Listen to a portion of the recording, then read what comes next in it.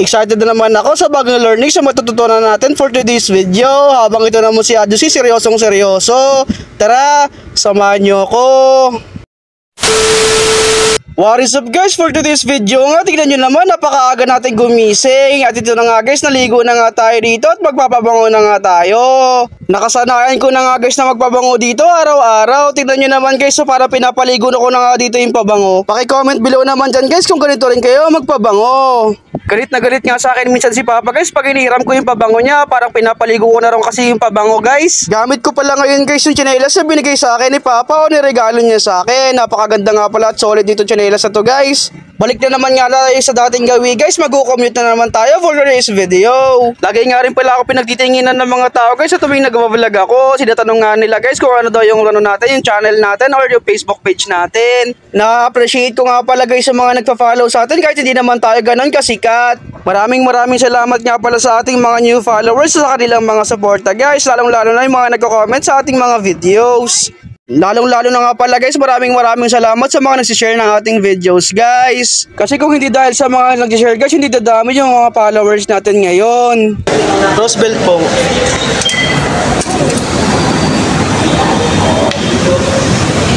Nakabiling na nga pala tayo ng ticket dito guys. Magkakamali pa nga ako ng pasok dito. Dito pala sa kabila. Wala. Pumasok kanina guys. Kamali pa tayo. Let's go. Nakakahiya nga pala yung nangyari sa akin doon guys kasi nagkamali pa tayo ng pasok doon. Agad na nga pala ako nag-check dito ng oras guys kasi alam kong malilate na tayo. 9:29 na nga pala yan guys. Talagang malilate tayo dito at kailangan natin mag-chat kay sir. Maya-maya nga lang guys, agad na dumating dito yung ating train. Buti na lang talaga guys, naka-aircon dito yung train guys. Nakikita nyo kasi dito guys, sa pinagpapawisan talaga ako dito. Inayos-ayos ko pala yung buhok ko dito guys. Nung nakapagpahinga na nga ako guys, agad na ako nag-chat kay sir, malilate nga tayo dito. Agad nga pala ako nag-video dito guys na wala nag-aanong tao dito yung train. Kasi ayaw talaga maniwala na ipapa dito guys na yung Roosevelt yung pinaka-last station dito ng MRT.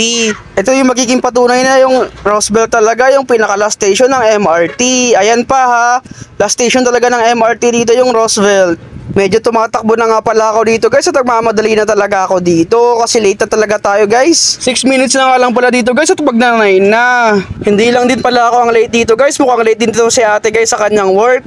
Tirik na tirik nga pala dito yung araw guys, tignan nyo naman napakasakit sa mukha yung pag tumatama yung sikat ng araw sa atin guys. Buti na talaga guys, hindi pa nagsisimula yung klase ni sir. Morning po.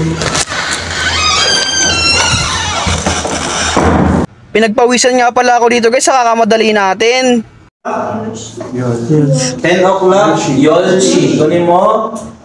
Tignan nyo naman dito guys, so napakaseryoso dito ni Adjusi. Dito talaga si Adjusi guys na umalis na ng Pilipinas kasi napakalaki talaga ng opportunity sa South Korea. Kahit ako man din guys, kung papapiliin ako na magtrabaho sa Korea o sa Pilipinas, mas pipiliin ko talaga yung South Korea kasi napakalaki talaga ng oportunidad sa Korea guys. Kasi guys, napakabulo kasi ng sistema dito sa Pilipinas guys. Tara, kain muna tayo dito guys. Kakauwi ko nga lang pala neto guys, kaya kumain na rin ako. Alauna nga rin kasi ng hapon ito guys, kaya napakalit na rin natin kumain. Hanggang dito na nga lang tong video na to guys kasi magre-review pa nga ako dito. Bye bye guys, see you on my next vlog.